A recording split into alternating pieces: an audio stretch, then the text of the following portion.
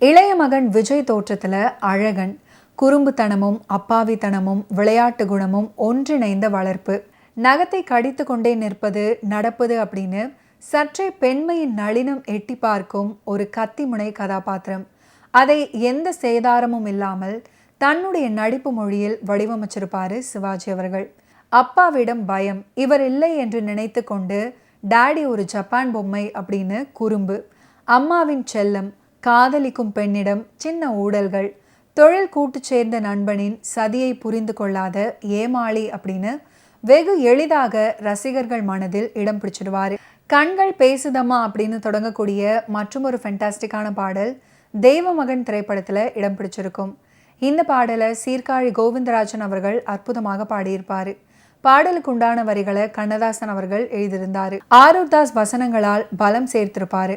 நீங்க கூப்பிட்டு நான் தெரிஞ்சுக்க வேண்டிய பெயரை நான் சொல்லி நீங்க புரிஞ்சுக்க வேண்டிய நிலைமை, நான் குற்றவாளி கூண்டுல, கடந்த காலம் சாட்சி கூண்டுல, நீ நீதிபதி ஸ்தானத்துல போன்றவை சில பளிச் உதாரணங்கள். 3 கதாபாத்திரங்களும் ஒரே காட்சியில தோன்றுவது படத்தின் சிகரமான ஒன்று. அது பற்றி இயக்குனர் திருலோகச்சந்தர் ஒன்றை மனம் விட்டு பகிர்ந்து கொண்டிருக்காரு. அந்த காட்சியின் நீளம் 7 நிமிடங்கள். நீளத்தை குறைக்க வேண்டும் அப்படின்னு எடிட்டர் பிடிவாதமாக நின்ற போது நானே 2-3 முறை போட்டு பார்த்துவிட்டு எடிட்டர் கிட்ட சொன்னேன். 3 பேருமே அருமையாக பண்ணியிருக்காங்க, இதில் யாரை குறைப்பது அப்படின்னு கேட்டேன். கேட்டதுக்கு அப்புறமே எனக்கு உரைத்தது, 3 கதாபாத்திரங்களும் தனித்தனியாக தெரியும்படி சிவாஜி அவர்கள் நடிச்சாதானே யாரை குறைப்பது அப்படின்னு என்னால் கேட்க முடிந்தது அப்படின்னு சொல்லியிருக்காரு. படத்தின் இயக்குனரே மூவரும் ஒருவர் அப்படின்னு உணர முடியாத போது பார்வையாளர்கள் மட்டும் விதிவிலக்கா? படத்துக்கு உயிரோவியம் அப்படின்னு முதலில் வைக்கப்பட்ட பெயருக்கேற்ப சங்கர், கண்ணன், விஜய் இந்த மூவரையுமே 3 வெவ்வேறு உயிரோவியங்களாக நமது ஆழ் மனதில் செதுக்கிய உன்னத நடிப்பு கலைஞன் சிவாஜி அவர்களின் நடிப்பாளுமைக்கு சான்றாக விளங்கும் தெய்வமகன் தலைமுறைகள் கடந்தும் வியக்க வைக்கும். சிவாஜி அவர்களின் சாந்தி ஃபிலிம்ஸ் நிறுவனம் தயாரித்த தெய்வமகன் படம் வெளிவந்து 100 நாட்களை கடந்து ஓடி வசூலை வாரி வழங்கி விருதுகளையும் வென்றெடுத்தது. ஆஸ்கர் போட்டிக்கு செல்வதற்கான தகுதிக்குரிய படங்களின் பட்டியலில் இடம்பெற்று விருது பெறாவிட்டாலும் இன்றளவும் பேசப்படுவதே பெரும் வெற்றிதான். ஆஸ்கர் விருதுக்கு ஆசியாவிலிருந்து தேர்வான படம் அப்படின்னும் தமிழ் படம் என்றும் கொண்டாடினார்கள் ரசிகர்கள்.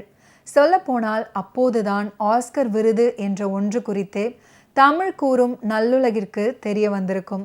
1969 செப்டம்பர் 5ஆம் தேதி வெளியான தெய்வமகன் திரைப்படம் வெளியாகி 53 ஆண்டுகளுக்கு மேல் ஆகிவிட்டன. தமிழ் திரையுலகை பொறுத்தவரை ஒரே ஒரு சிவாஜி தான், ஒரே ஒரு தெய்வமகன் தான். பணக்கார செல்லப்பிள்ளை பாத்திரம் திரைக்கு புதிதல்ல. ஆனால் அந்த கதாபாத்திரத்துக்கு இவ்வளவு மெருகும் அழகும் தந்து நடிப்பது சிவாஜி அவர்களின் புதிய சாதனை. ஹோட்டல் நடத்த தந்தையிடம் பணம் கேட்கும் போதும், அண்ணனை கண்டு தீஃப் தீஃப் அப்படின்னு நாகரிகமாக கத்தும் போதும் அவர் நடிப்பில் அசந்து போனார்கள் ரசிகர்கள். 25 வருடமாக டாக்டர் நண்பர் மேஜர் சுந்தரராஜனுக்கும் பணக்கார சிவாஜி அவர்களுக்கும் இடையில் பேச்சுவார்த்தை சுத்தமாக இல்லை. ஆனால் அந்த குழந்தை பற்றி முழுதும் தெரிய வேண்டும் அப்படின்னா டாக்டர் கிட்ட பேசியே ஆகணும். 25 வருடம் கழித்து தன்னுடைய டாக்டர் நண்பரை பார்க்க வரும் அந்த காட்சி பிரமிப்பாக இருக்கும். இனிமே அப்படி ஒரு காட்சியை எடுக்கவும் முடியாது, அப்படி ஒரு ஷார்ட் கம்போசிஷனை வைக்கவும் முடியாது, அதுபோல உணர்வு பூர்வமாக நடிக்கவும் முடியாது, அப்படி ஒரு மியூசிக்கை போடவும் முடியாது, அதுவும் அந்த காலத்திலேயே. 3 கேரக்டர்களில் மிக அருமையாக சிவாஜி அவர்கள் நடித்தார் அப்படின்னா பண்டரிபாய், மேஜர் சுந்தரராஜன் ஆகிய 2 பேருமே சிவாஜி அவர்களுக்கு இணையாக நடிச்சிருப்பாங்க. இளைய மகன் சிவாஜியை காதலிக்கும் கேரக்டரில் ஜெயலலிதா நடிச்சிருப்பாங்க. காதலன் கிட்ட அழுதுகிட்டே ஐ டு லவ் யூ அப்படின்னு சொல்லும் போதும் சரி, காதலனுக்கு சப்போர்ட்டாக அவனுடைய அப்பாவிடம் பேசும்போதும் சரி, ஜெயலலிதா அவர்களுடைய நடிப்பு ரசிக்கும்படி அமைஞ்சிருக்கும். மூத்த மகன் சிவாஜி ஒரு கட்டத்தில் ஜெயலலிதாவை காதலிக்க, அவர் தன்னுடைய தம்பியை காதலிக்கிறார் அப்படின்றவுடன் ஏமாற்றத்துடன் காதலை மனதுக்குள்ளே அழித்துவிடும் காட்சி மிகவும் அருமையாக உருவாக்கப்பட்டிருக்கும். கூட்டத்திலே அப்படின்னு தொடங்கக்கூடிய மற்றும் ஒரு ஃபென்டாஸ்டிக்கான பாடல் தெய்வமகன் திரைப்படத்தில் இடம் பிடிச்சிருக்கும்.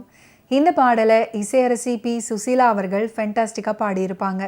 பாடலுக்கு உண்டான வரிகளை கண்ணதாசன் அவர்கள் எழுதியிருப்பாரு.